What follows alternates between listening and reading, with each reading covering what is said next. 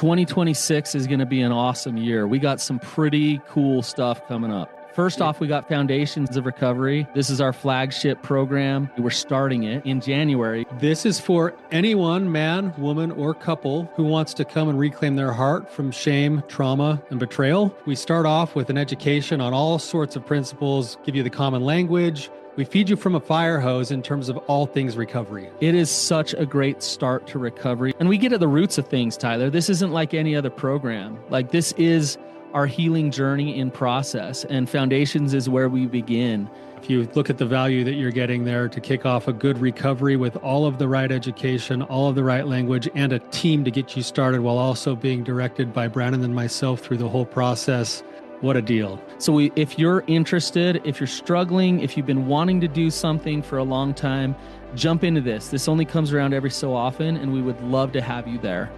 Click the link in the description to sign up for it. And to make it even sweeter, we're also including a raffle for a free pass to the Radiant Dawn retreat. Anyone who signs up for Foundations will be added to the raffle for that free Radiant Dawn pass. If you're a man and you sign up for Foundations, your name still gets entered, and you can give that pass away if you win it to any woman that you want to.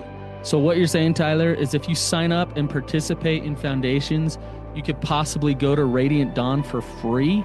That's exactly what I'm saying, which is crazy because Foundations by itself is already an insane value. Man, I sound so salesy. But it actually is awesome. So come to Foundations. And even if you don't come to Foundations, sign up for Radiant Dawn. It's beyond therapy, the best healing experiences that you can have. Click the link below and come join us. What does it actually mean to not take your partner's pain personally? Welcome to the Therapy Brothers podcast. I'm Brannon. I'm Tyler. We're brothers. We're therapists. And we know recovery. Bring your stories, your questions, your successes with real recovery.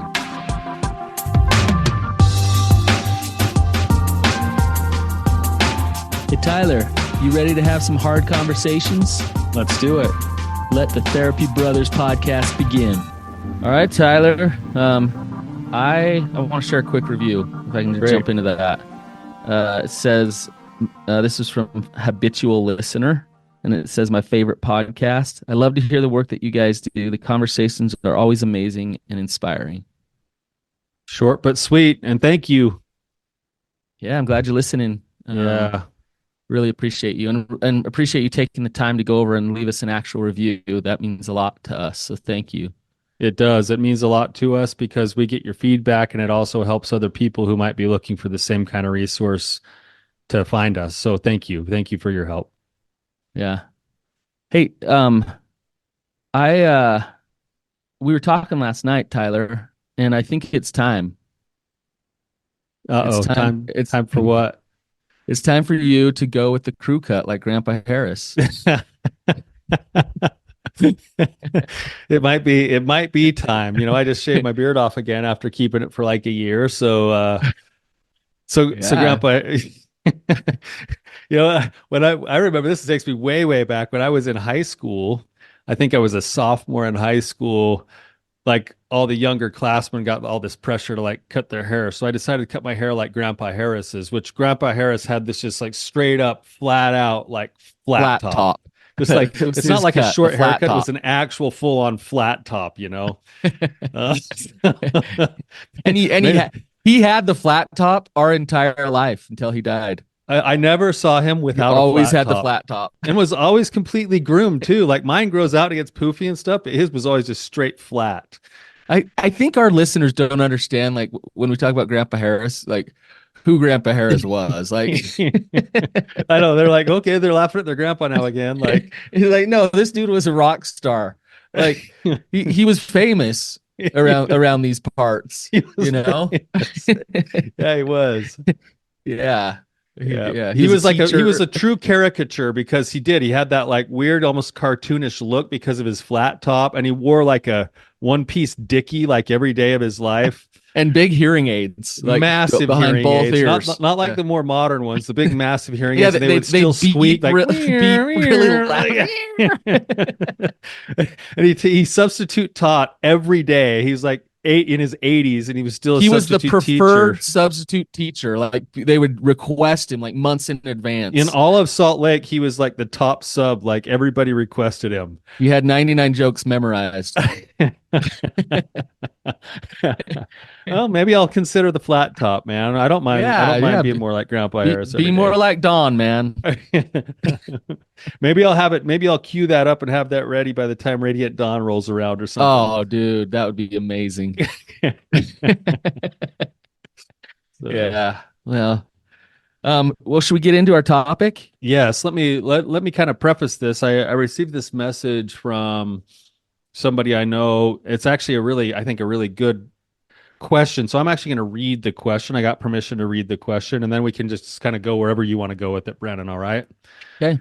Sounds good. So it says, here's the question. There seems to be an approach to support the addict I'm hearing quite frequently as of late. It's rooted in the book, The Four Agreements, which we're both a big fan of, right, Brannon? I mean, that's like, we love the book, The Four Agreements.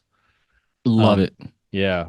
The concept is rooted in agreement number 2, don't take anything personally. I love the book. I found it super helpful for myself. I've also seen the principle manipulated. It's starting to drive me bonkers. Here's what I mean. Recently, I'm hearing of more and more betrayers and addicts adopting this mindset. I know that it is meant to assist with shame reduction and intolerance. However, I'm also seeing that some of these addicts and betrayers use the don't take it personally approach as a way to disassociate from accountability and move back to denial from harmful behavior. Some examples. I cheated on my wife. I'm not going to take her anger personally and just ignore or stonewall my wife. I'm not going to try to take her frustration personally and pretend it never happened, or even I didn't keep my promise. I'm not going to take her disappointment personally and again pretend like it never happened.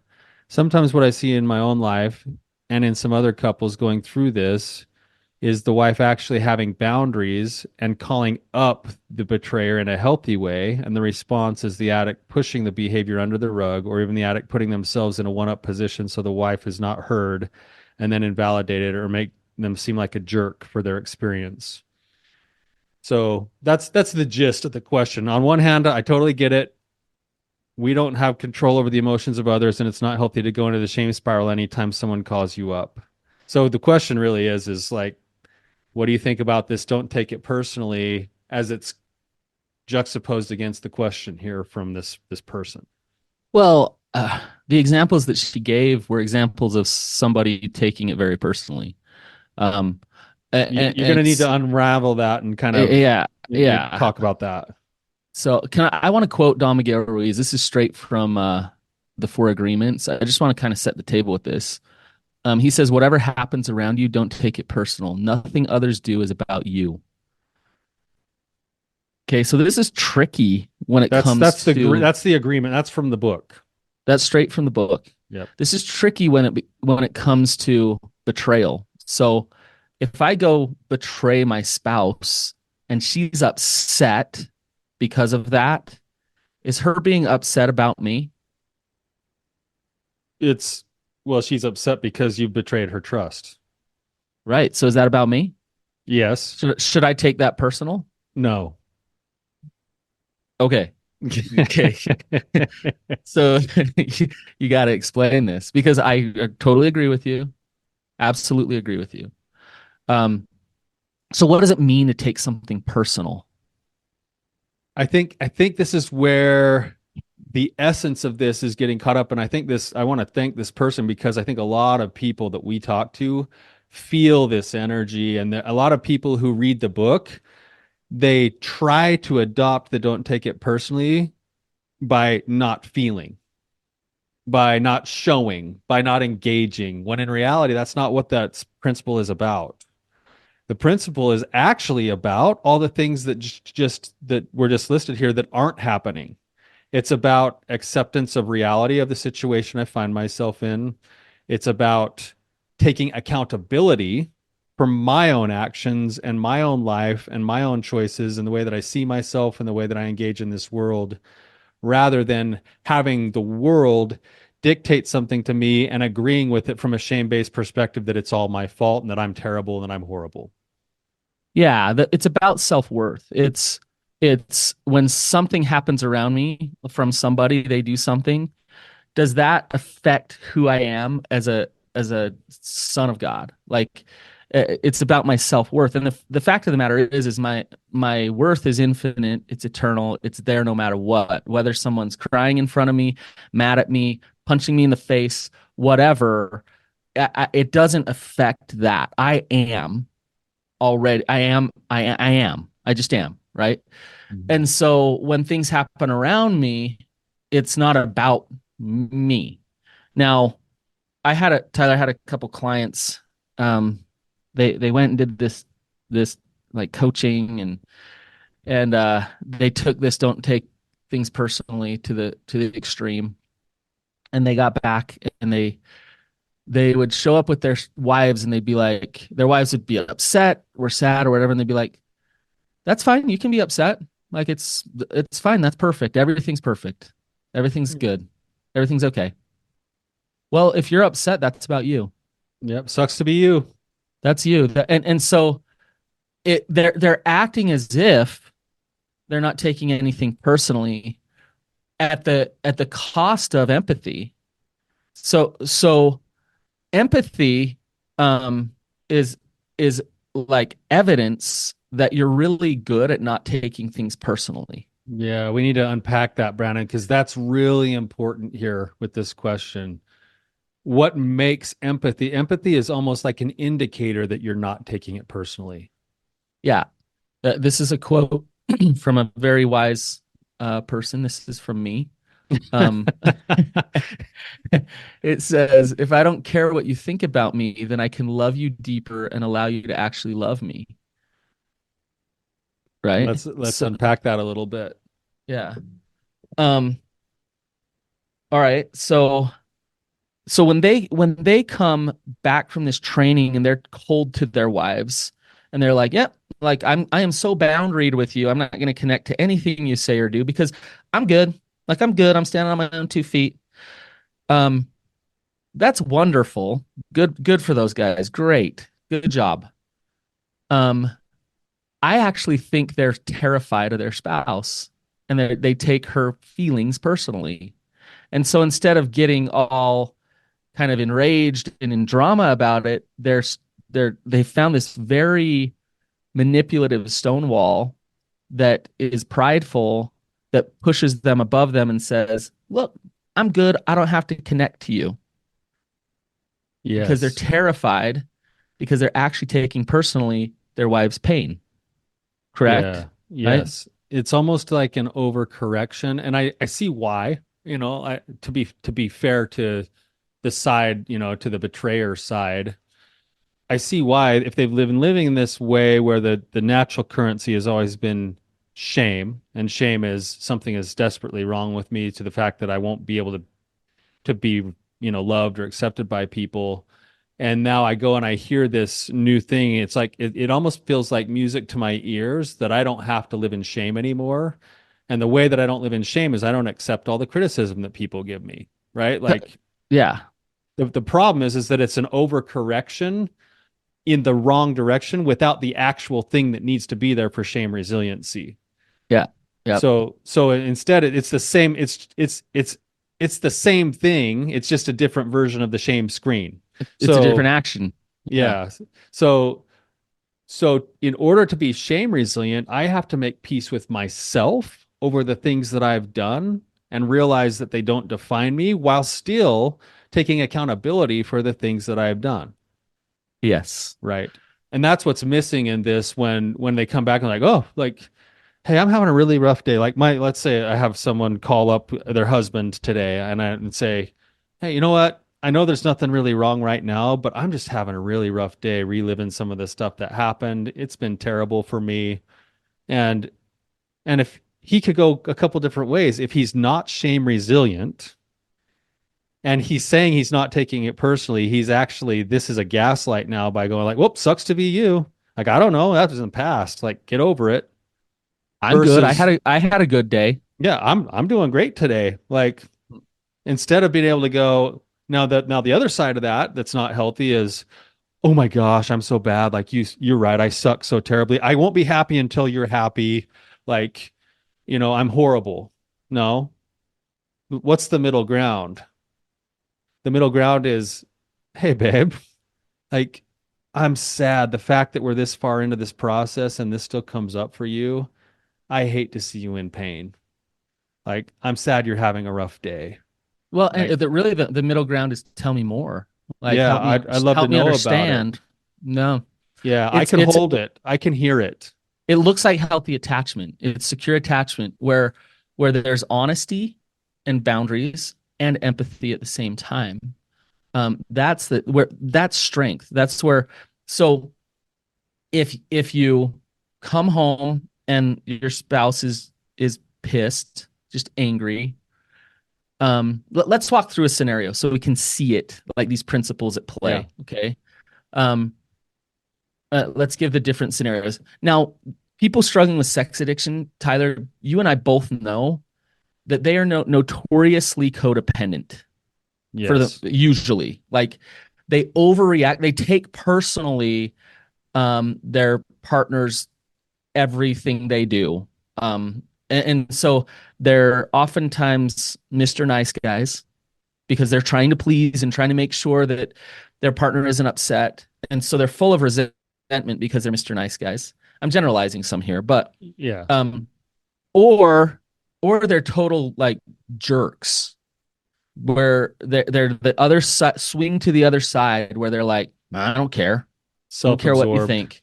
Yeah. Self-absorbed, disconnected, like gaslighting their partner to all get out of like they feel narcissistic when we've talked about that. So they feel either narcissistic or extremely weak, Mr. Nice Guys, because what's there, Tyler? It's the same thing. Yes. What's underneath all of it? The fear of rejection. Yeah. They don't believe they're lovable. And so if let's say I go to this special coaching training thing and I come home and my wife's mad, angry, and upset. And I'm like, hey, I read this Don Miguel Ruiz book. Don't take things personally. So I take her emotion that she's emoting toward me and I turn it right back around and I shove it back in her face, so to speak. I say, well, that's yours. Enjoy.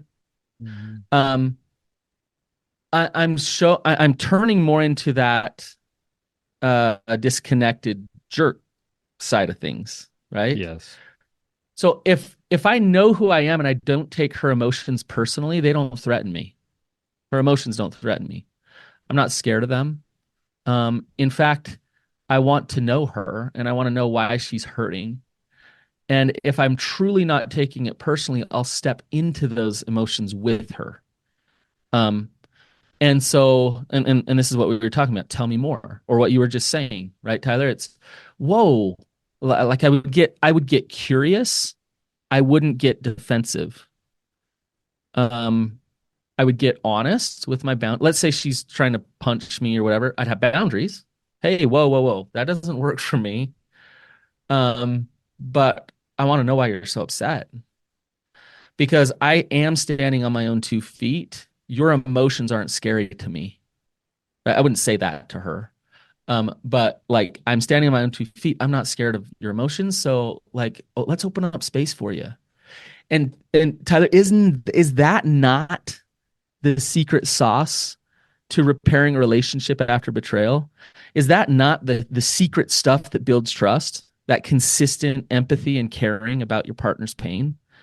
Yeah. And it requires not being able to take it personally. Right. Well, I think you just hit something on the head here that I think is really hard. And I want to come back with a question for you in just a second too. But you named 2 things that simultaneously need to be developed at the same time. If you're the kind of, we're talking about a man here. If you're the kind of man who actually wants to be the person who can help rebuild trust, you need to grow into a place where you know who you are enough to live within your own values and boundaries at the same time that you're showing up with empathy. Yep. And if you're doing both of those things, you by nature of being able to do both of those things are demonstrating shame resiliency. And it seems that shame is the thing that knocks both of those things off the tracks. Right. Right. So you said something I want to come back to because I could just hear like a lot of our listeners probably some of our listeners just got mad at you for saying that they're afraid of their wife. Some of them are right now going, that's exactly right, but how do I not be afraid of my wife? Like I am afraid of my wife. So if that's the pathway I am, like how do I break that then? Like how do I actually come to a place of being able to not take it personally so that I can hear and feel with her? When I say that someone struggling with sex addiction is notoriously codependent, when you look at that, Tyler, they're trying to get their worth from their partner, from their spouse. And what that indicates is that there's a breakdown in their relationship with God. What that indicates is that they don't know who they really are. And so they're trying to draw it from something, or they're acting out in their addiction and trying to get some feel good feeling of okayness in that addiction or with that affair partner or something. So all of this is evidence that they don't truly know how loved they are. They don't truly feel that unconditional love of God. And we could dig further down and say, well, maybe it's because of some trauma that they've had, some wounds that they've incurred, that it's kind of knocked them off of knowing how God loves them and how God sees them. And so the question you just asked is a huge question. It's big. Because what needs to be done, the work that needs to be done is that work, is to dig down and dig down and dig down and make peace with a lot of things that are getting in the way of you actually knowing who you truly are. But when you get those answers, when you have that initiation, when you understand who you are, it shifts the way you look at your partner and your relationship. It's not a consumatory transactional thing. It's way different than that. It's about understanding each other, knowing each other, supporting each other, being It's a friends with each symbiotic other. relationship. Yeah. Yeah. And because like it is so healthy to get to a point where and I hate to say this, Tyler, if Jenny were to divorce me today, I'd be in pain. That would be Yeah. really hard. Yeah. I'd be okay. Yes. I would be fine. And there would be a reason for it and a That's not purpose very for it. romantic. Right. But because that's true, and if I can grapple with that and not and and get to that place of okayness with it, my chances of having a better relationship with her are much better, That's right. right? Because I'm okay, right? That's right. I think that's part of what we've been fed lies to our whole lives is, everybody wants to have this relationship that's based off of I can't survive without you. My heart will stop beating if you leave me. And then nobody can actually have a decent relationship because they think that's what it's supposed to be like. When in reality, on the day to day, this has got news for everybody who loves Disney movies. Like Disney's been lying to you for years because it feels good. Oh, don't pop that bubble today. But Wow. yeah, You just broke everyone's heart. yeah. Well, I love the movies too, and they're fun to watch. But in the real world, the people that you and I work with that we know that have the very best relationships, they would agree with what you just said, which is we have two people who both know who they are and like what they see in the mirror, and those two people of their own choice come together and willingly offer themselves because two people like that together make more than they could individually of themselves. And they would be okay. Life would go on. They would still like themselves in the mirror, but they now build a relationship where they love one another because they actually give of themselves to one another rather than being there to take from one another so that they can survive. Tyler, let's say you had a couple come in for counseling and you had two different couples. This is going to be a stupid question, but I want to illustrate this. One couple comes in and they're like, fix our relationship. Like they suck. Like you should hear what they did. They did this, they did that, or it's crazy they're doing this. So tell them they're wrong. Change that for me. Okay, that's one couple. Then you had another couple. Go ahead. Just to be clear, you're saying they're saying that about each other to you. About each other. Yeah. Okay. Okay. They're trying to get me to take sides. Yeah. They're trying to get me to validate how painful it is to be in that marriage with the other person, and they want me to set the other person straight, so that they can have happiness in their marriage. Okay, so there's that couple. Then another couple comes in, and that like some things have broken down in their relationship. They're not where they want to be, and they're like, Brannon, tell me what I need to do my work How do I help to this make go right? to We make gotta. I this want to better. fix this. I want to take ownership. I want to take accountability, and I want to look at me, and I want to work on me, and I want to figure out where I'm breaking down here. And each partner came in that way. Okay. And then when we did the work with them, they followed through and actually went and did their own work. Right. Okay. I told you this is a stupid question. Yeah. But like I was talking to a buddy last week, and his marriage has been on the rocks for years. And he'd been to therapy, couples therapy, all this stuff. And he started this new program, and he's like, Brannon, like, I wish somebody would have told me that the only thing I have control over is me. And like I just need to focus on my own work, like get as healthy as I possibly can be as a man. And I'm like listening to it like, yeah, yeah. Like Yeah. We've been going to lunch for the last 20 years, like talking about this stuff. Be a source of strength. Like know yourself independent of her. Like stop, yeah, trying to make it all about pleasing her and making it right. And like know yourself because you're good who you are. Right. Yeah. So you can see, Brandon, though, I mean, what you just said, I think, is really poignant. And you can also see why this can be so easily confused because there's like conflicting sounds here, right? Don't take anything personally. And if you don't take anything personally, that'll actually help you become more accountable, which means you can take responsibility for your life. But doesn't that mean you're taking it personally? Absolutely not. Yeah. So No. but you can see how that would be confusing because the pathway to freedom is through accountability. But now I'm Right. making it about me to help things go right. And I'm having to be responsible for my part of the situation. How is that not taking it personally? Well, let's talk about what it is. Like taking it personally. It is reality. So like if I come home to a spouse that's upset, the reality is there's a spouse that's upset.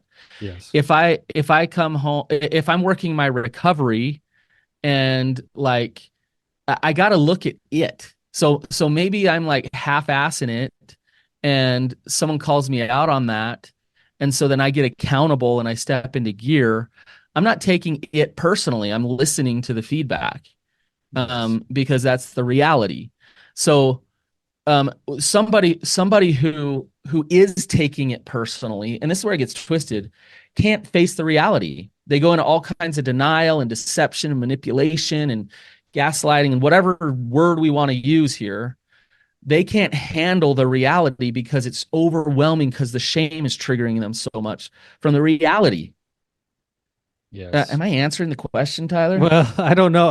That's what I'm saying. That's why people get confused. And what I hear you saying, and I'm just going to say it in a different way, is taking it personally in the sense that we talk about it is accepting the judgment, accepting the label, accepting the shame, taking it personally, making it about you in the sense that you're the victim, you're never good enough, living in the shame, versus when you don't take it personally, it puts you in reality so that you can take accountability rather than taking it personally for living in the reality that you are in and becoming the best person you can be inside of that reality.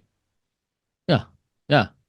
So taking ownership is different than taking it personally. That's so yeah. So when we talk about accountability, when I say, "Hey, I'm taking ownership of this and I'm stepping into this," I have this goal, I have this thing, I want to create something new in my life. That's not taking it personally. When we're talking about taking it personally, we're talking specifically about shame, and we're talking about your self-worth. Yes. So if we were to take what you just said and apply it back to one of the examples that we have now, wife calls up, having a really rough day today. I'm just reliving some of this stuff. Instead of, sucks to be you, like that's all your work. That's a thing of the past. Like that's on you. I now, as the husband, get to go, how do I help things go right here? What kind of man do I want to be in this moment with my wife? Right? I can't own it for her because that won't actually solve the problem for us. No, Right? that's more codependent behavior. Right? That would be selfish on my part, actually, because I'd be trying to pacify all of her feelings because I can't take because you can't handle her response pain that she's having. I also don't want to just stonewall her because that's not the kind of man I was born to be. I want to be a man who loves his partner, who supports her, who validates, who's connected, who shows empathy. Oh, now that I'm not taking it personally, I'm here as an instrument in this moment to offer my wife my strength, which means the strength means two things. It means I can lean in and be in the space of her painful emotions at the same time that I can be boundaried with allowing the things that I can take responsible for, I will, and the things that I can't, I won't, but I'll still be loving when I don't. But Right. what you're talking about, Tyler, is can be very hard. It's a test of your strength and knowing who you are. So, like, I'll give you an example. I got negative feedback on social media from a stranger once, and it was ridiculous. Like, it You wasn't did? even. Shocker. Yeah. That never happens on social media.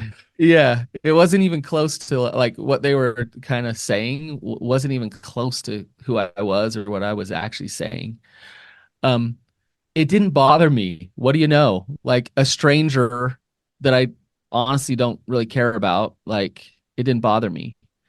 Now, when you have a wife or a spouse, a husband, crying on the floor or yelling at you or upset, it's a different ball game. Yes. Why Because is they it a matter different to ballgame? you. Yeah, it matters more. She matters. Yeah, it matters more. And so her feedback, it's easier to go into that codependent realm of like, whoa, I don't know where she stops and I begin. And because of that, I can't handle it. And so I'm either going to shut off and tell her, like, stop taking things personally, or I'm going to Mr. Yes Man it, Mr. Nice Guy it, or I'm going to crumble.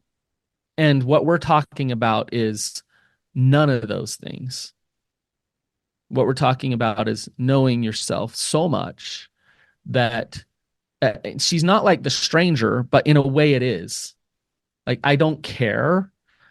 I don't care what you think so much that I care deeply about who you are I can and care how more you about feel. you in this moment than I care about my own self-preservation.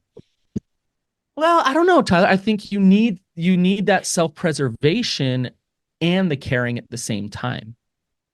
You see need what I'm both. saying? Yes, you're You have offering to, yourself. because somebody in strength will step into their self-preservation and say, I have my boundaries and I know that I can preserve myself. And because I know that, Yeah. I therefore can know you. And one thing with betrayal, Tyler, that I think a lot of people don't understand is it's a process of grief.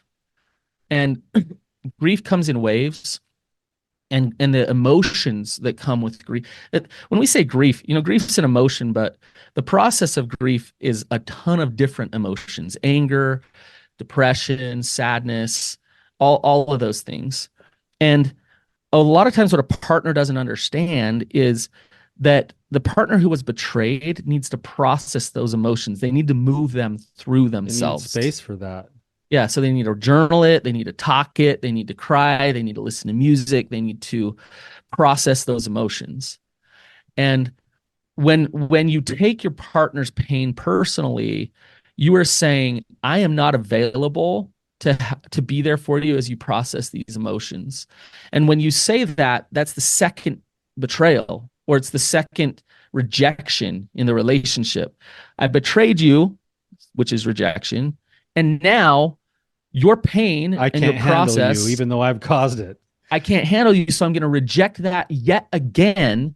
So here you are wanting to save your marriage or whatever, like, and then in the very moment where you have massive opportunity to hold that pain and to help her process some of her most vulnerable, deepest pain she's ever had, and that you have opportunity to build trust in that moment, you turn around and say, I'm not taking your pain personally. I don't care. I'm good. Right? Missed opportunity. Big Huge time. missed opportunity. And to understand that I'm not going to take personally that you have to process this pain. That sucks. And it sucks that something that I did pushed you into this pain. That sucks. Yeah. And I do feel horrible about that because of me, not because of you, because that was outside my integrity, and I feel horrible about that. And I want to be here for you as you process through this pain. Yeah. Right? I think something that gets in the way of that, Brannon, too, I love what you said there, is if I'm the one, and I have been the one, who goes and does this thing to damage the relationship, I feel like, and this is natural, what my wife is experiencing is actually unfair. She didn't bring it on herself at all. Like, I went and made choices. I lied, I hid, I did all that stuff. Now it's out in the open. I feel because I've done those things that I'm the one that needs to fix those things. And in many ways and in many cases, no matter what I do, I can't fix the thing that I broke. Yep. And so I scramble trying to fix it, thinking that that's going to be the trust building thing, when in reality, I can only do my part to try to make amends and help things heal. But I actually have to let go of the need to fix. I have to just be able to hold the space for my wife to say, this isn't fair. You dumped all this crap on me, and now I'm left holding the bag. And I'm like, I wish I could fix it. I'm doing what I can, but I know that this is yours too. And I'm sad about that. I'm sorry. Her pain is her pain. Yeah. But the fact of the matter is, if you cheated or acted out or whatever, like you did that because your heart needs to shift. Yeah. Or else you're going to continue to act that way in a relationship. And so instead of focusing on what do I need to do to try to fix it for her because she's telling me this or that or whatever, you say, what work do I need to do inside of myself to make sure I never do this again. Inside, just for me. Just I got to figure out what's going on in me that led me to do this crap that hurt all the people that I love, and give her space to process this pain. And I need to be able to allow her the space to do that, knowing that as much as I want to, I won't be able to fix it all. That's hard. Oh man, that's hard. Yeah, but what Tyler and I are trying to get to, and it's almost impossible at the beginning of the recovery process, is what interdependency looks like when you're going through the recovery process. And that it looks like really clear boundaries and a ton of connection and love at the same time. It's the practice of both. It needs both. That's why so often you hear us talk about the 3 recoveries. There's his, hers, and ours. Ours will never happen unless his and hers are actively being engaged in, meaning we're both growing into the actual truth and acceptance of who we are as individuals. And that's so important, because that's what actually makes a great relationship.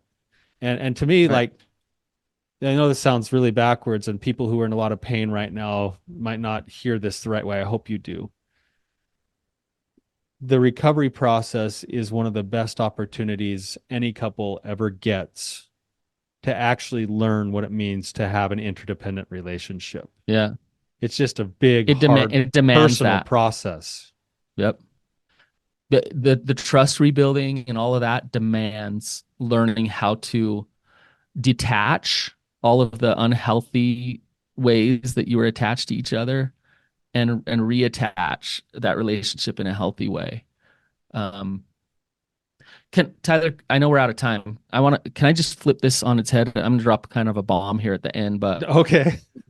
We just always like a good therapy session, right at the very end, they finally like, oh, by the way, this thing happened. Oh, okay.